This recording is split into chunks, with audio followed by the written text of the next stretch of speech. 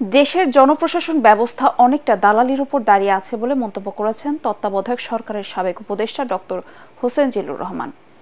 রাজধানীর সিরডাপ মিলনায়তনে centre for government studies আয়োজিত সংলাপে তিনি বলেন, গত 53 বছরেও জনপ্রশাসনের কাজ জনগণের স্বার্থে হয়নি।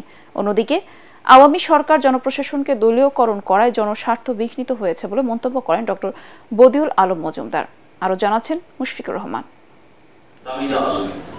সিজিএস আয়োজিত গণতান্ত্রিক পুনর্গঠনের জন্য ধারাবাহিক সংলাপের তৃতীয় দিনে জনপ্রশাসন নিয়ে আলোচনা করেন বক্তারা।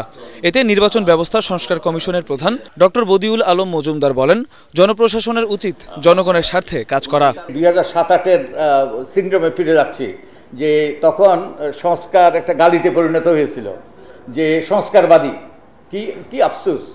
তখন যদি ওই সংস্কারগুলো করা হতো, কতগুলো সংস্কার, গুরুত্বপূর্ণ সংস্কার, তাহলে কিন্তু আজকের যে এই গত কয়েক মাসের যে বিয়োগান্তক ইতিহাস, এটা হয়তো সৃষ্টি হতো না। মানবাধিকার ও সেবার নিশ্চয়তার ভিত্তিতে জনপ্রশাসনে সংস্কার প্রয়োজন উল্লেখ করে তত্ত্বাবধায়ক সরকারের সাবেক উপদেষ্টা হোসেন জিল্লুর রহমান বলেন, কার্যকর জনপ্রশাসন তৈরিতে স্থানীয় সরকারকে গুরুত্ব দেয়া আবশ্যক। যে রাজনৈতিক দলগুলো কিন্তু এই যে জনপ্রশাসন সংস্কার হবে কিনা, ব্যবসায়ীদের সাথে সংস্কারগুলো হবে কিনা, তার কিন্তু দায়িত্ব রাজনৈতিক দলের সাথেও খুবই জরুরি।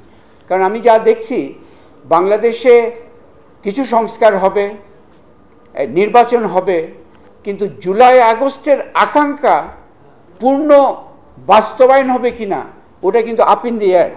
আবার যেন স্বৈরতন্ত্র ফিরে না আসে, সেজন্য জনগণের আকাঙ্ক্ষার ভিত্তিতে সংস্কার প্রয়োজন বলে মনে করেন বিশেষজ্ঞরা। মুশফিকুর রহমান, এটিএন বাংলা, ঢাকা।